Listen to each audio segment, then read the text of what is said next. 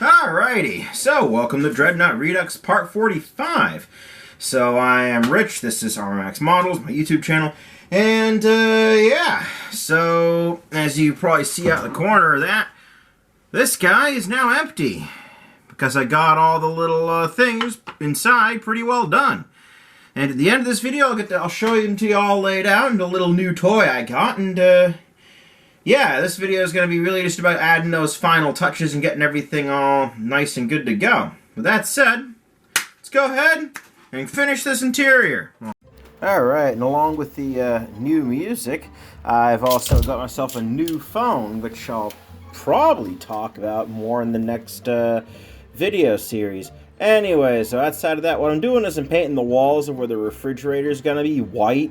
You know, I figure, you know, inside of a fridge, white kind of seemed natural to me. I left the floor green because this is like a compartment on the ship. So that's kind of how I came out to that. Plus, I'd already done all the bathrooms a blue color, so I didn't want them to be, you know, confused. What was that they say? Don't crap where you eat? Alright.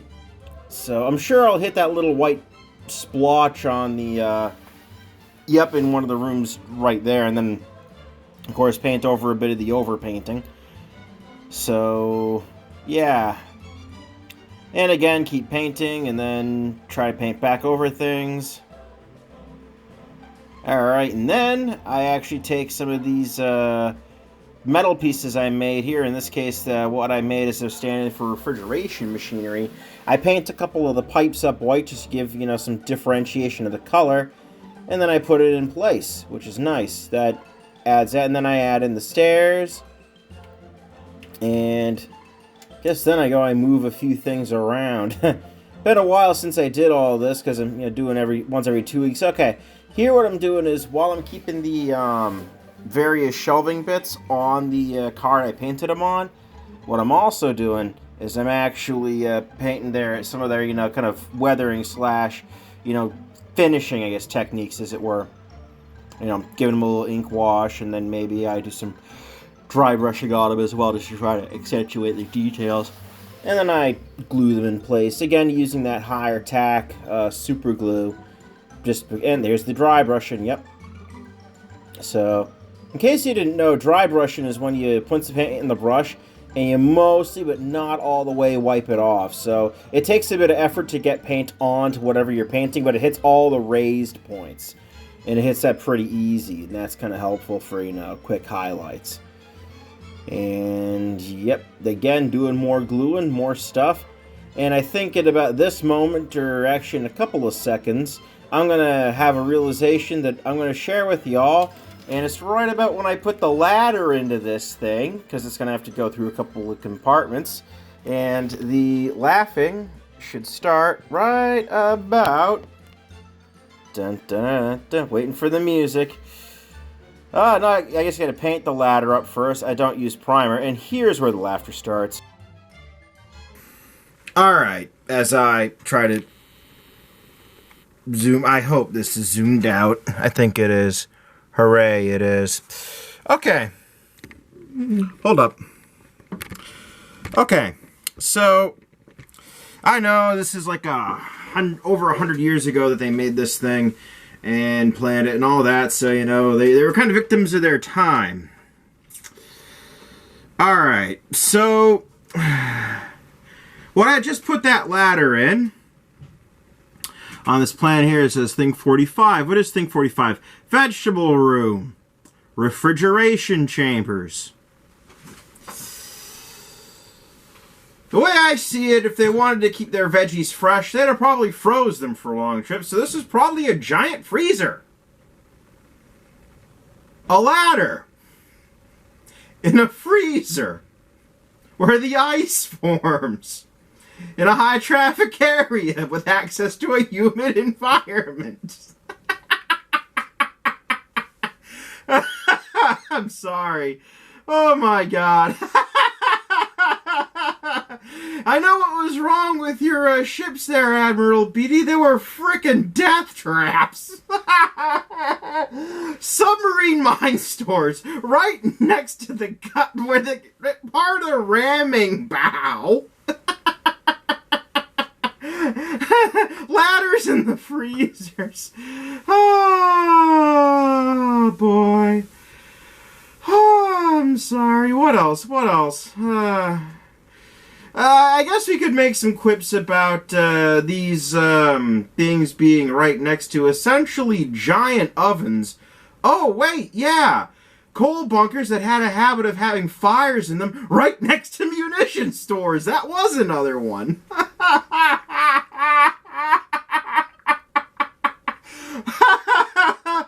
Oh, I'm sorry. I'm laughing at bad things that happened, and I'm sure they took safety precautions. I don't think they were that stupid in the 1900s. But, oh my God. I'm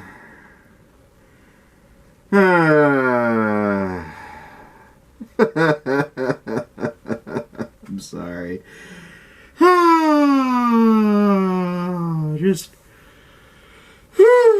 I needed a good laugh today, and that was it. Okay, back to modeling. And after my editing software decided to, or my computer decided to have a screensaver moment, and then just destroy all the work I just did trying to make a little voiceover, I could use a good laugh again today. I do make a joke later in this. It's interesting. It is a politics-related joke. You'll see it later. Okay. Now I really need to think of some good transition material. Well, what you'll see me do is painting the various walls. I mistakenly thought, oh hey, both walls refrigeration chamber bit, forgetting that one of them was the refrigeration machinery and needed to be gray.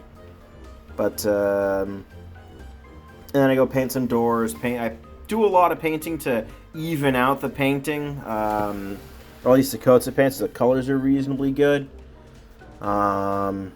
Eventually I also paint the doors brown, just to, differentiate them and make things look more detailed, more realistic.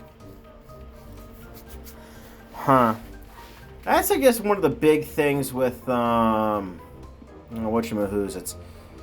With really any modeling, there I go, adding a sign. Any model making project is like, how much detail can I add? Especially at this small a scale. I mean, not trying to, jerk my own chain there, but I keep reminding myself that this is ridiculously small. Anyways, so there I am adding more shelves to various store spaces. Once those are all nice and in place, I move up to the next floor after recognizing my little painting mistake and painting those walls a nice gray color because that's what they're supposed to be. Yeah, anyways, and then I go check the fit, make sure everything's good for going down to the next floor, and then I put on the stairs. Then I get the top floor, where it's really just a bunch of officers' quarters and the Admiral's secretary cabin. Hold on, I'm thinking of something here. Admiral's secretary cabin, Admiral's cabin, those are pretty close together. Not that that's funny when it happens today, because it isn't because of the unevenness of the power involved. Would you say no if it was the Admiral of the fleet on board a ship in the middle of the ocean in the early 1900s when people fell and they didn't care? Okay, I don't think people were that bad, but, well...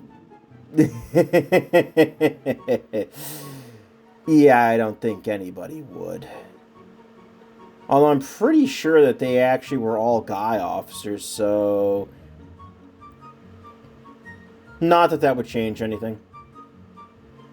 I'm gonna step away from... Okay, oh boy, here we go. I have made myself a big mess of politically incorrect. Okay, step out of the thorn bush without nicking my tallywhacker too much. Well, at least I thought of some good transition material. Now I've only got to think about like 8 more minutes of this. Alright, so as you've seen, I've done the bathroom up. That's the warrant officer's bathroom that I did up with the white walls and the blue floor. And yeah, that was, again, you know, that's a part of the reason why I didn't do the refrigerator floors in a blue color, because the white and blue goes together and you think, oh yeah, fridge or bathroom when you do that. Well, since I already used it for bathroom, what's that thing again? I said it before about crap where you eat. Anyways, there we go. And now I started eventually painting various doors, and then I think after I paint the doors is when I start adding some people. A bunch of officers here because, well, it's the officers' quarters. There'd be a bunch of officers here. Now, these officers' quarters, as I'm putting the blankets on the beds, an important thing about them is that they did, you know, have little desks and, like, shelves of their own and stuff. At least that's what the book that I've read about, the Dreadnought book I got, seems to indicate. So, yeah, officers got treated pretty good. Of course, depending on who you were, you ended up in more places that were a little less... Oh, yeah, that's another thing. All the regular working Joes, yeah, where did they sleep? Outside the armor belt. All the high-value officers and proper people got to sleep inside the armor belt. Yeah, looking at this and thinking about it, no wonder why the labor movement took off so hard in the early 1900s.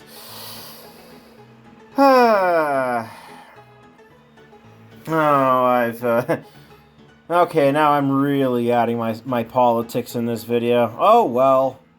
I needed transition material and I've given in to temptation. Wonder how much further I have to get into temptation before I actually start drawing pentagrams and offering animal sacrifice to the photo etching gods. Okay, I'm not that far gone. But it's kind of neat how I do that, and then the photo etching seems less likely to tink out of my hands and stuff. Well, it didn't happen this time either, you know, so I guess that's that, too. So I could just be improving skill. This is the part where I'd add, like, rolling thunder effect in the background and act all scared, but no. Anyways, yep, so painting over some things, you know. Made a little, you know, issue with too wide of a white band on that uniform, so I thinned it up a bit. And then, again, little bits of painting, cutting guys off of the sprue, folding them up. And eventually I learned that I could actually partway fold them on the fret. Or sprue, I think it's called a fret for photo etch. And then that way I can actually have something better to hold on to. So, yeah, it's easier to keep them in one place and all that good stuff. And then there I go, going down a deck, evening out some paint issues, and then grabbing some little guys to get painted. You know, this is great for, you know, great thing for the 1/700th scale type stuff, but I'm not sure how exactly I'm going to do it for the 1/200th scale. I could, I suppose, have a, like runner and sprue system, and do resin cast of a couple of 3D printed originals, and try to, you know, do my things that way. Problem is that really doesn't give me the ability to customize where guys are reaching and stuff. The other thing is that if I do photo etch, though, 1/200th scale is big enough that you'd notice. It's 3.5 times bigger than this. So, from 700 to 200. Again, new music. Yay for, yeah, it's Kevin MacLeod. You know, the guy who basically wrote the music for YouTube. What can I say? I'm cheap. Okay, I think I've proven that I'm cheap. Okay, origin story time. So, for those of you newer to the channel, then when that whole Copa nuking thing happened, I think that might be most of you. I originally got that big Bismarck model I keep talking about because I originally wanted to get the HK models 132nd B17, but that was like $360.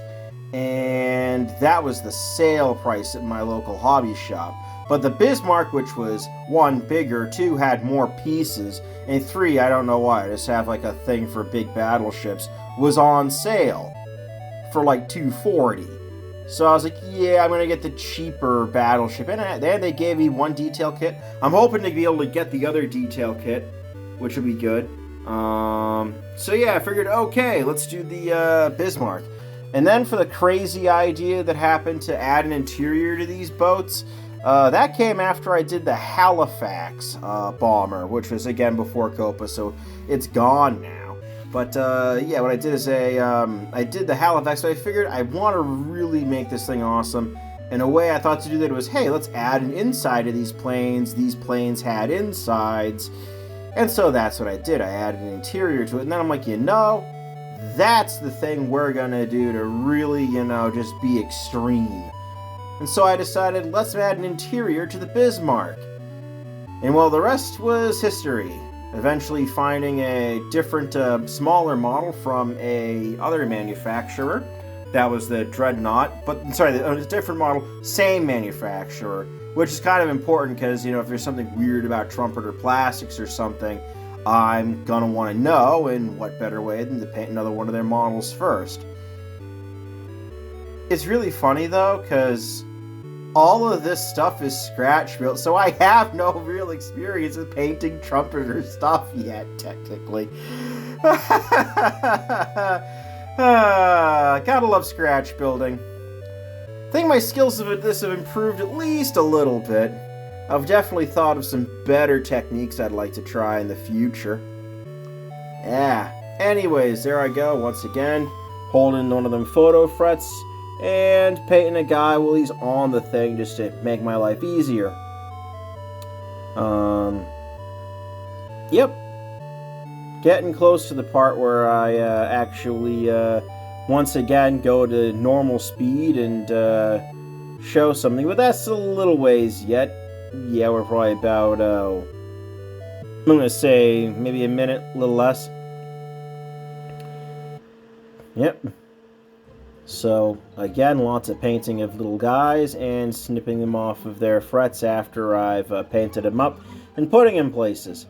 And general-ish rule of thumb is I'm aiming 1 per room, maybe, or just more of, at this point, doing what looks good enough to kind of pass as good.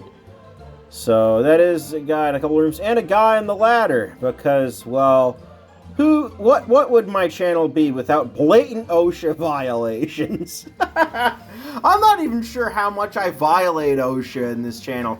I'm kind of scared of it, that it applies to me, because I don't want to give them any ideas. Oh, okay, I'm not sure what's worse. Poking politically incorrect humor, or poking OSHA? Yeah, definitely poking, politically incorrect humor. Seeing as it seems like any bit of government meant to regulate, companies or whatnot actually has no real teeth. That's how it feels. At least after the whole Wall Street bailout. Alrighty, that's a different view. Are we really changing things up that much? Not really. So this is the first little thing I got this week. I might have mentioned it, but I don't think I did. So yeah, a nice little book here for when I do the Bismarck. And it's even better detailed, in my opinion, than the Dreadnought book, because if you look, right there, 3-dimensional model. Oh yeah, baby. There we go. But that is not the big thing that I wanted to show you. You see, that is only going to work for making, for designing the layout of the thing. I'm pretty sure I'm going to need some more advanced tooling for this and, other projects that come along. Gonna out myself just a little bit here. Okay, lefties, is this capital? Is this capital equipment? Am I a capitalist now? I think the answers are probably no. But, yeah, got myself one of these little 6-in-1 dealies. Now, I heard there's a really small work area, not so much a problem for me, and other things. But overall, I'm quite excited to try to put this together in some configuration, maybe even play around a little bit with it. But That's not something I need to put on the camera because there's lots of things on YouTube already about that. But I figured 6-in-1 tool, you know, for the little projects or trying to make my own tools that will need some metal parts. So in case you're wondering about that capital question, yeah, I will admit that I lean politically left. I also lean towards the anti-authoritarian end of the spectrum if you ever took the political compass test, so yeah. Anyways, so there I am in the top corner. I'm just doing a little test machining, just, you know, get my feet wet with this thing, see its quirks and whatnot. It's a nice little machine. And then, of course, I pull a little piece out, show it to the camera, and then turn that off. And we're back to only seeing me put people into this little boat. There's an officer standing around doing nothing, don't they all? Okay, I'm being a bit mean here. No, I'm not. No, I'm not. Anyways, so there I go. Once again, painting more of the, little people, putting them in different places. Yeah. Then just gonna repaint some of their heads, because, you know, the tweezers can scratch the paint. And, yep, once again, going, putting more and more people down. There's not nearly as many people in this deck, because there's just watertight compartments and the, torpedo magazine, which is right next to that submarine mine store, which is right next to that, bow that explodes. I'm serious. Yeah, that still gets me. What would make our ramming more powerful? Make it detonate our magazine. People were hardcore back then. Well, that might have been the problem with your ships that day, Admiral Beatty. He really said that. There's something wrong with our bloody ships today. At the Battle of Jutland. I'm sure I've given the origin of that quote before. The Dreadnought itself didn't actually fight in Jutland. It was in for repairs. Probably from ramming that submarine.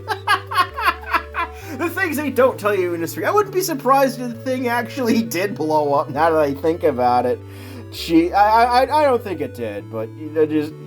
Yeah, again, that'll be a fun incident report to see.